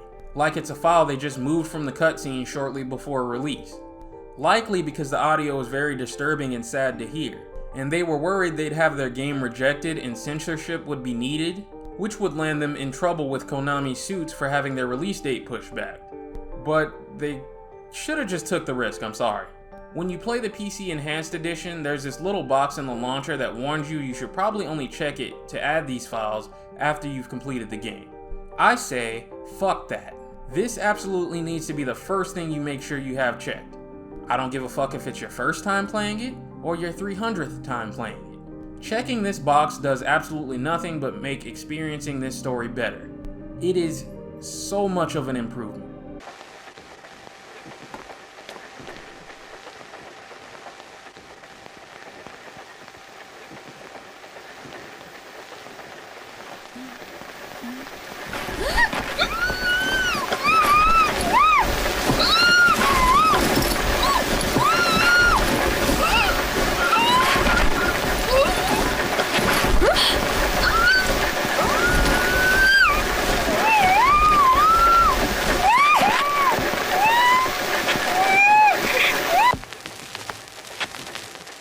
biggest mistake this game ever made was taking this out. When you look at the tape and hear the audio that was originally supposed to go with it, why there's all this visual noise all over the fucking place makes sense. You can tell that the person who designed it visually did so thinking this audio would be here, and that's why the final release ended up confusing people. Like, another thing that happens, thanks to the vague way this game ended up handling his crime, you get some people who try to baby and make excuses for this piece of shit. Oh, poor James, his wife was mean to him and was sick. He was under a lot of stress and pressure. Boo fucking who? You know who else is under a lot of pressure and stress? His sick, dying, bedridden wife. Her skin is messed up, her case is terminal, and I'm supposed to feel bad for Professor Dickless here because he made the situation about him? Fuck him. This man stood at an altar, was asked if he promised to love this woman through sickness and health, and just lied. This weak excuse of testosterone. Didn't have what the fuck it took to be a man. My wife said some hurtful stuff to me, even though in the same conversation she made it very clear she wasn't mad at me, but upset at her disfigured face in the mirror and the loss of hair recently, and is just feeling extra depressed about her situation today, so she told me to go away. Newsflash, women say shit they don't mean all the fucking time. It's like the first thing you realize when you start dating them. You fight, they tell you they never want to see you again, and then anywhere from an hour to a month later they can change their mind. And always seem to want to change their mind at the worst moment, like when you started exploring your roster again, or even worse, in the middle of my goddamn ranked match. Why? Anyway, yeah, they do that. But considering your wife is feeling everything you're feeling emotionally and worse, considering she's the one fucking dying, I think the husband can stand to act like he actually has a pair of balls between his legs, and be a bit more of a man, yeah? Yeah. Like, I don't think the way that she's behaving warrants a murder plot, considering her circumstances. The biggest tragedy in this when it comes to James and Mary is that once again, she was already fucking dying. She had barely any time left, and her visit was more of a way to see him in her home one final time. What exactly did you gain from cutting her life short by anywhere from a couple of days to a few more weeks at most, you absolute idiot? Her biggest fear above all else is that James hated her for getting sick and didn't want her around anymore. And what happens in her final moments? She died knowing her worst fear came to pass, and the one person on the planet she trusted more than anyone betrayed her. That's why I feel so strongly about this audio, because it tells the audience he didn't do this in her sleep. He wasn't gentle about it, and I don't care how guilty this asshole feels. I don't care what cutesy little fantasy projection of Mary he has in his head says about forgiving him. The real Mary is dead. And like he'll say in the remake, she likely would have wanted him to go on and would have forgiven him, but he'll never know, because she died screaming, thanks to him. And out of the three people here, James deserves the worst punishment of all.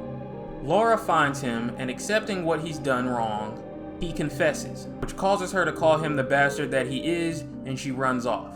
And he receives a call from Mary over the radio, telling him she's waiting for him. So off he goes. James's delusions are almost completely shattered, and where he once saw a beautiful but barren hotel the same way he saw it years ago, he now accepts the truth that it is barely functional, completely flooded, and was a victim to a fire that destroyed it years ago.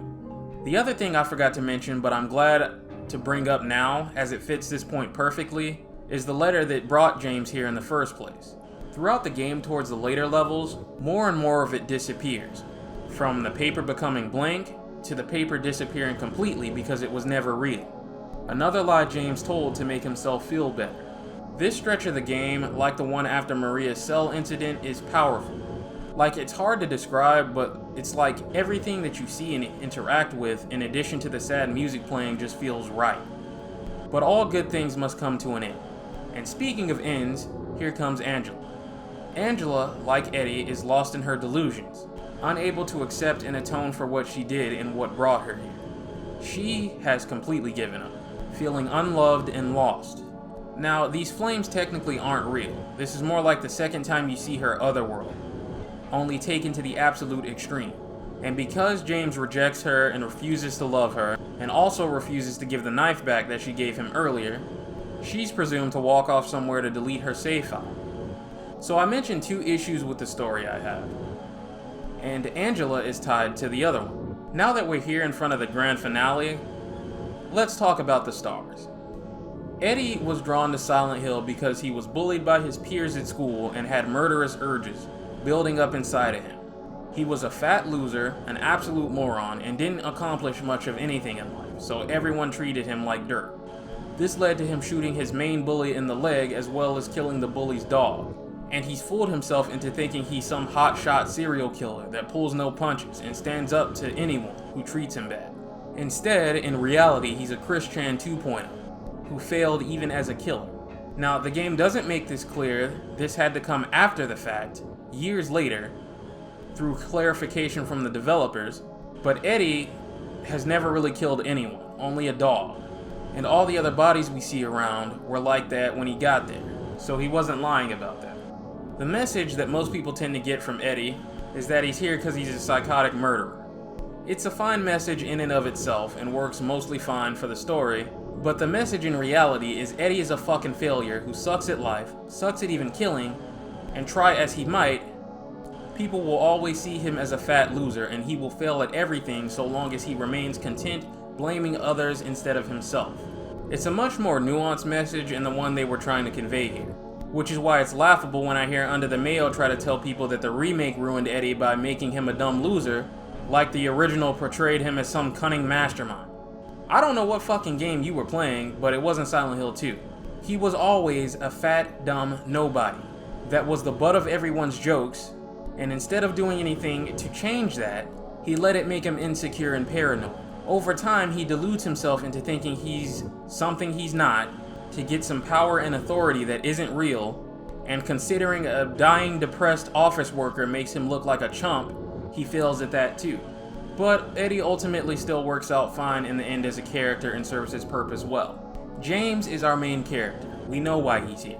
He's a weak bitch of a man who selfishly smothered his loving wife to get rid of her because she got sick. He's the main character. He's fleshed out pretty well, all things considered, obviously, since the story is about him. Most of the world is seen through his eyes. Good shit. Angela, on the other hand, is where we start to run into problems.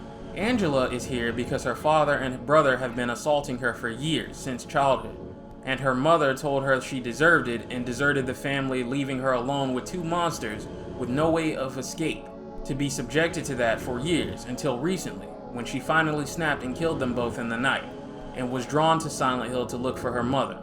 Like, I want to ask why the hell she's even here, like she did much wrong. I mean, it's not like she didn't try more peaceful alternative solutions. She escaped at one point, tried living on her own, and her father and brother forced her to come back. But I guess in the eyes of the law, this has always been sort of a gray area, so it's fine, it's not really the issue. It is what it is. I think putting a puzzle in the game that represents each of the 3 sinners, then calling Angela the seductress, while hilarious, as if she was begging for daddy deep dicks every night with no peace, doesn't really make much sense in the context of the story. But once again, these are just minor gripes I have with Angela's story off the brain as I'm typing the script, that kind of crossed my mind as I played this game over and over. The big problem is the abstract daddy, and how it is integrated into the story. Now, playing the game, everything about this monster makes it clear as day this is Angela's. From the designs, to the details, to the room it is fought in, and how she reacts to it, and talks about it. This is a big deal for her as a character. This is her moment. And for the most part, like with Eddie, people will play this game, take the messages and what they see and read in the notes at face value, and will be none the wiser. Here's the problem. This isn't technically Angela's monster. It is James's monster. Why? Nothing about this monster says James. Anything the Die-Hard defenders or the wiki could explain is a stretch and you know it. Every detail is based on Angela and her personal anguish.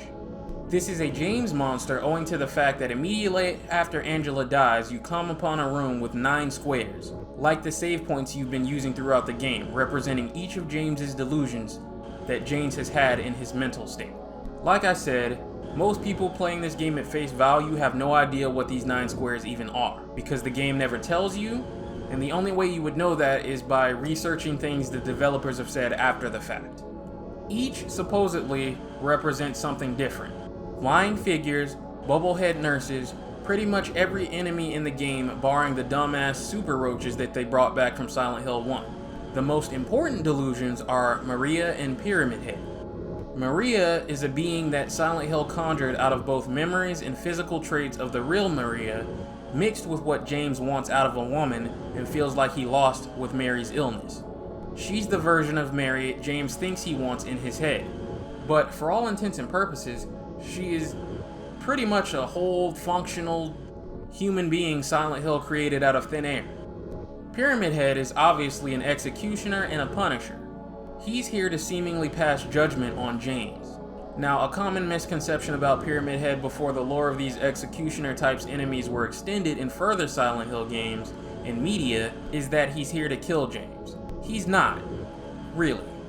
I mean, sure, the game is written in a way where he tries several times, but really he's here to pass judgment on James and kind of help him out, killing as many of the other delusions as he can. Out of the mouth of the artist who drew him, his behavior is not really meant to be taken as sexual, and he tends to hate it when fans attribute the character to that. But as an artist, you just gotta recognize your work has a life of its own, and the fans make it what it is at the end of the day. Buff Pyramid Head from the Silent Hill film had the women going crazy. But back on point, the problem, once again, is that Abstract Daddy has nothing to fucking do with James. And whenever something doesn't make sense, people reach to try to defend, but really there isn't a defense for this. Because it's just an Angela monster that they tacked onto James as one of his delusions to make the 9 squares. Oh, it could represent Mary's harsh words to James and his sexual urges. We already have 2 different fucking monsters that represent each of those. All this does is create more problems for the story and more questions that need answering. Well, if the Abstract Daddy is James's delusion, then where were the delusions for Angela and Eddie to free them? Matter of fact, every enemy in the game now is specifically anchored to James, so then why go through the effort of giving each of them an Otherworld only to do nothing with it? How did a James monster get into Angela's Otherworld? Can the other 2 enter James's Otherworld? Do Angela and Eddie have their own monsters roaming around the place? Or does James have all the mental control and influence, completely contradicting everything we know and will know about how Silent Hill works? For a story that is supposedly so tight, there's absolutely nothing that could have ever been improved, elaborated on, or ever tweaked. If you let some of the other people on this platform run that damn mouth, it sure didn't seem to get everything absolutely right originally either. But how dare they remake it though, right? This is just copium for me, but I want to hope in my heart here that the Abstract Daddy was not meant to be James's monster originally, and instead was truly meant to be Angela's, but they ran out of time to design a 9th final one for James. That's me thinking with my heart and not my head. Cause my head is telling me this is a cause of, this is my vision regardless of the way it's executed. Which is why the Abstract Daddy comes back as a general enemy when you get to the hotel, completely ruining its gravity, weight, and emotional impact from the boss fight. Just, why would you do that? It just feels like this is a case of the story being harmed the more you care about it. Like, the player that is just completely oblivious to all this and just goes, damn, remember that fight against Angela's monster? That was cool. Is having a good time, having no idea that's not her monster. While me, caring about the story, I'm left scratching my head like, bro, what the fuck, what's going on? I'm not saying just because Silent Hill 2 has a couple of plot holes or missteps in its writing, it's magically awful now. Nothing that melodramatic. What I am saying is that the story is so good that it makes the parts of it that aren't that great stand out to its detriment. Because it's a story where you can tell the people who made it comb through the game, adding all sorts of special details.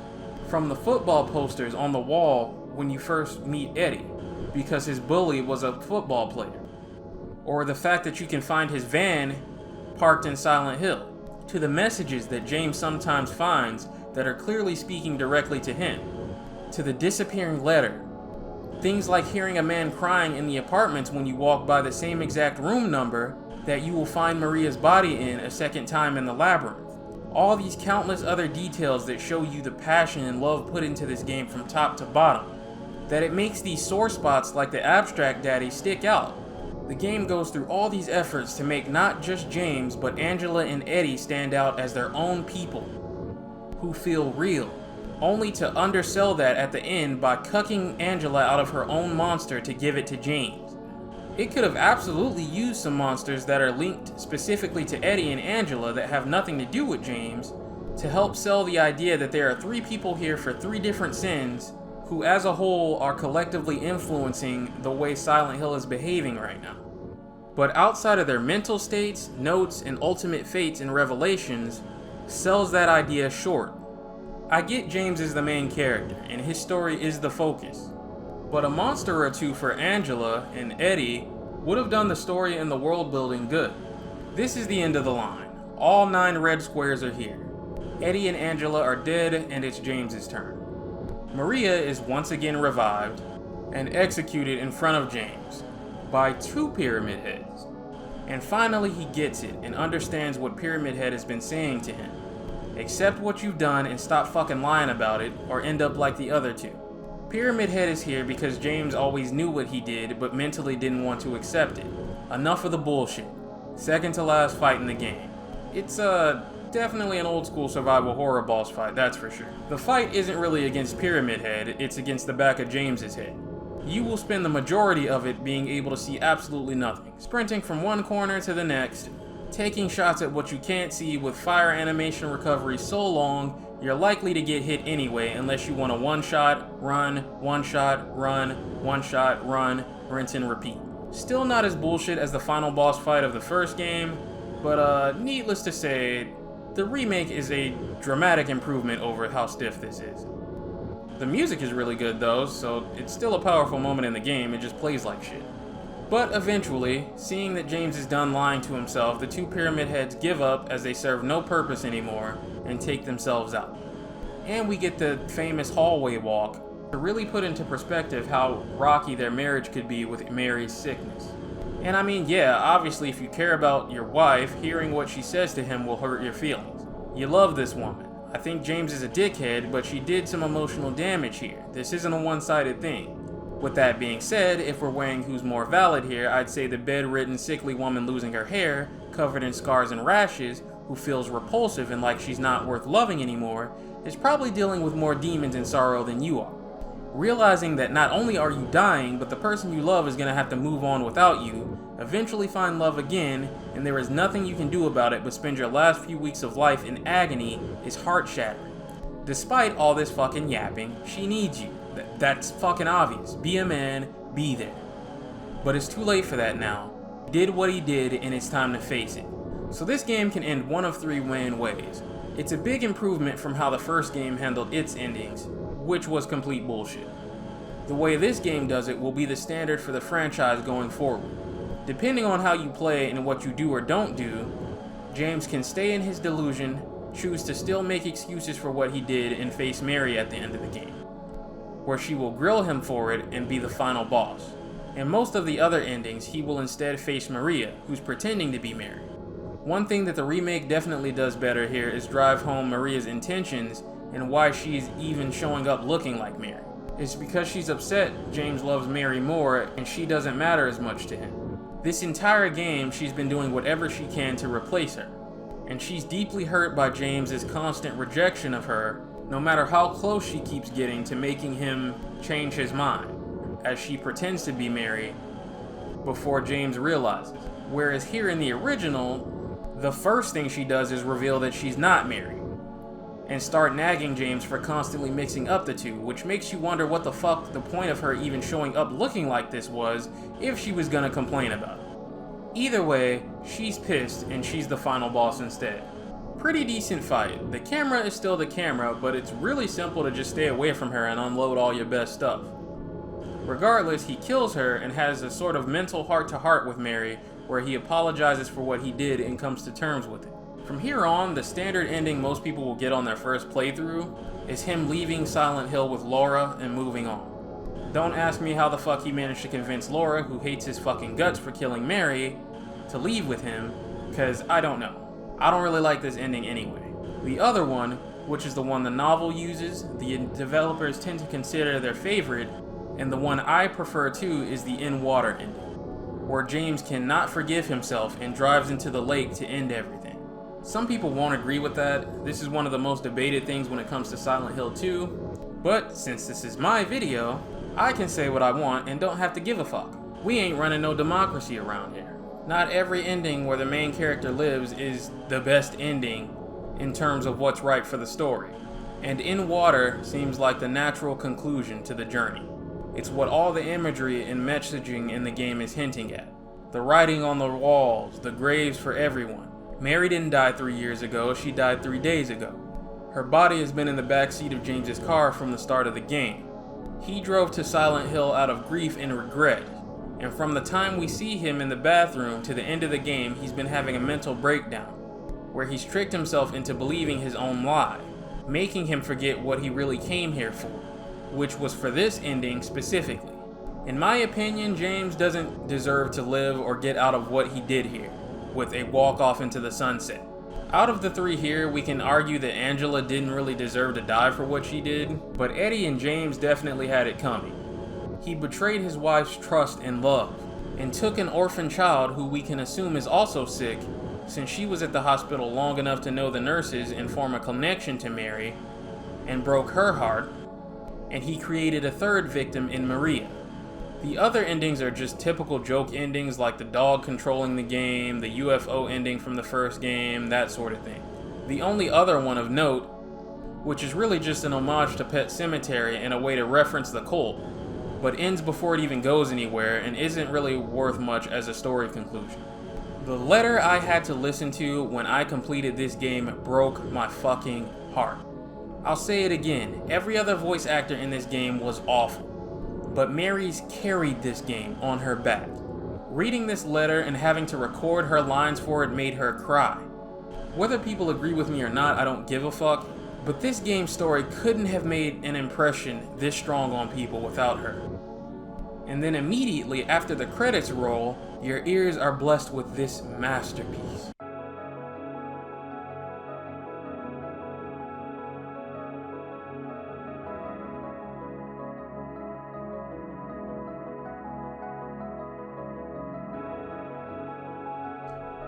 I haven't heard a composition this beautiful since the first time I heard the save music for Resident Evil 4. You know, the second biggest tragedy in all this is Maria. She didn't ask for any of this. Silent Hill and James made her. For all intents and purposes, she is technically a reincarnation of Maria, just not exactly a replica. She has the same love for him that Mary would, the same attachment to Laura as Mary had, and the only thing she ultimately wants at the end of the day is James's love, because she has the same feelings of loneliness and abandonment as Mary had. Silent Hill 2 took a page from Capcom's book and released an updated version called the Director's Cut, which added a prequel chapter named Born from a Wish, specifically about her, detailing her journey a bit before she met James. I specifically put off playing it until it was time to make this video so it would be fresh for me and make going through this game again exciting. She plays pretty much identically to James and has her own weapons. The chapter starts with her talking about how lonely she is and how there's no one in the town but her and the monsters. She starts with only one bullet in her revolver because she intended to use it on herself, but decided to look around and pray for another survivor instead. Looking around a bit, she happens upon a mansion. Her prayers are answered and she meets a man on the other side of a door in the house named Ernest Baldwin, who refuses to open said door and wants to be left the hell alone. After some more exploration, we learn that his daughter Amy fell out of a window in the attic on his birthday, while trying to give him a birthday card she drew him about 10 years ago. And he's wasted his life away chasing after a ritual from the cult that is said to be able to bring the dead back, giving some more context to the cult ending from the main game. Ernest begs her to help him finish his work and bring her back. He makes it a point to say that he personally can't leave the mansion. When she brings back the ingredients and manages to get the door open, she finds the room empty. Ernest was never there. She's been talking to a ghost of a dead man who died lost in grief and obsession with reviving Amy. How he died isn't exactly clear. I mean, like, there's a body in front of the mansion when you first walk in that is possibly his, so maybe he jumped from the attic himself, or the monsters got him.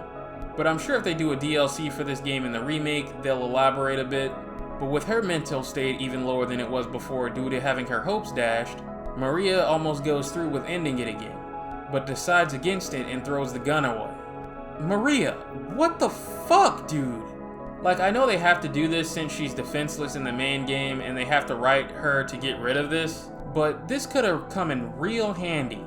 Like, the town isn't magically not full of monsters anymore because you decided you wanted to live. This could have prevented you from getting Shrek'd over and over again. She has a mental epiphany of the fact that James exists and decides to run to the spot by the lake to wait for him there. Ultimately, I really like this extra story. It's exactly what I want. No bullshit, no gimmicks, no stealth mechanics, nothing tacked on. It's just a simple, hey, you like the main game? Have some more of that. Word on the street is that they're working on the DLC for this remake as we speak, as a little side project, which I'm very excited about. It will make the people it's supposed to make happy. And you can expect Under the Dog Shit and Boulder Fart to be upset over the fact that naturally, it will be longer and more expansive, since I don't think you can justify the typical DLC price in this day and age for a chapter that is about 30 to 45 minutes long. The same way you can't, with a functional brain, expect a full from the ground up modern day remake that costs $70 fucking to be a one-to-one copy in length of a game that it was originally only 4 hours long. Somehow expecting it not to be lengthened and expanded, I meant bloated, just because you couldn't rush to get your sloppy ass hate piece out on it since you're salty it ended up being beloved, financially and critically acclaimed, and a hit so massive they get to do another remake.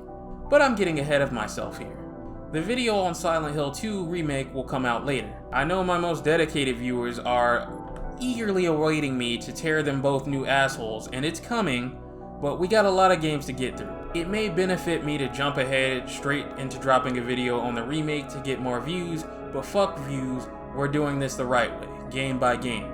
Silent Hill 2 OG is insanely good. It's one of those games that deserves all the hype it gets. It also deserves some criticism. It's not some flawless, perfect, magical being that was forged by gods, but it is a great game. So good, in fact, I think out of all the old school survival horror games in existence, this is the best one you will ever find. This is honestly as good as it gets in terms of ease of play, accessibility to modern audiences, and about as comfortable as you can get for one of these kinds of games in terms of dialing back your modern standards a bit and trying something older. As much as I love Resident Evil, as much as it is my favorite franchise in existence, as big of a part of my entire life as it has been, if I had one chance to get someone in real life to try an old school survivor horror game, and if you ever go outside and talk to people instead of being chronically online, you know how fucking hard that is. Knowing there's a good chance they're gonna put it down because it's just too fucking old, and far beyond where gaming has evolved, I would have to be an absolute out of touch fool to hand them one of the old school Resident Evil games instead of Silent Hill 2. It has aged the best of any of the other games like it. No ink ribbons, no tedious item boxes, or inventory management. Tank controls can be turned off. Customizable difficulty settings for puzzles and combat. You don't have to explain any of the dumb shit that survival horror games used to do. Like, oh, I know most modern ones let you save whenever you want, but back in the olden days, that's just how the games were. You know, shit like that. Add to that this is probably the second easiest Silent Hill game there is. Outside of Shattered Memories, of course, because you can't die in that one. If this can't win you over when it comes to old school horror games, it's likely that nothing will. The story told here, despite some problems with it, ultimately comes out a winner. It worked so well because it completely caught people off guard. People who played the first game weren't expecting something this personal and tragic, and neither were people who were playing their first horror game in general, or their first Silent Hill game. They didn't really tell horror game stories like this before this game did, and it set the formula in stone for how Silent Hill as a franchise and as an idea should and will work, and what most people recognize the franchise for. Someone is here because they did some bad shit and are fighting some demons. Whether obvious to the audience or not, typically if someone is in Silent Hill, it's for a reason. And this game started that. And if the original is still not your cup of tea, then no worries. If you ask me whether I think this or the remake is better, I'm gonna tell you straight up the remake is better. Modern game, modern design, modern systems, and a better presentation and performance from all the actors. And it cleans up some of the problems I had with the original. If the original Silent Hill still isn't your cup of tea and you'd rather just jump straight into the remake, you can do that. Fuck anybody that doesn't like it, because you can do what the fuck you want. But I can honestly say, this and a couple of other older fixed camera survival horror games that have come out later, before this got phased out in the mainstream, are some of the only ones I bother playing in this day and age. I can't even say that for Resident Evil 2 and Resident Evil 3. I genuinely have no reason to ever load up OG Resident Evil 2 or 3 when I can just load up the remakes and have a way better experience. But this game is so good, so smart, and so chill that every now and then, even preferring the remake and playing it way more, I feel the urge every now and then to just load this up and just have a chill time vibing with it. That's a testament to it aging better than most games did like it, even if I have the nuts swinging between my legs to say that it has aged. But I can confidently say, if you're familiar with more modern Silent Hill from PS3 and up, there is far less friction going from those to this than there is going from newer Resident Evil games to older ones. If you want the absolute best Silent Hill experience in existence there is right now, play the fucking remake. That's pretty much inarguable to anyone with common sense. But you don't need to be nearly as apprehensive about playing this as you would Resident Evil 1 or something. This game blows that out of the water, and that is coming from someone with Resident Evil bias. With that, it's time to wrap this video up. I'm sorry for the wait on this one, fellas. I know I made you wait a hell of a long time after promising splitting videos game by game instead of era would be faster, but about 2 months ago I needed to move, so I was focused on that and didn't have time. A month ago I had moved, but still needed time to get situated and adjust to living on my own and everything that comes with that. Since for most of my life, me and my sister were kind of partners in crime who went through life together and had each other's backs. But it was time to make the jump into getting my own spot with no roommates. So in the meantime, I just kind of focused on relaxing and playing games as a gamer first and a YouTube yapper second, while I got my bearings. I hope this video was worth the wait, and you got all the hot takes you were expecting. I wanted to do right by this game and talk about everything I wanted to talk about instead of rushing it out the door and missing something. So I hope everything, even if not everyone will agree with all my takes, came off as genuine and fair. On the bright side, since I can do whatever the fuck I want now without worrying about waking anyone up, we are back on schedule. I'll see you next time.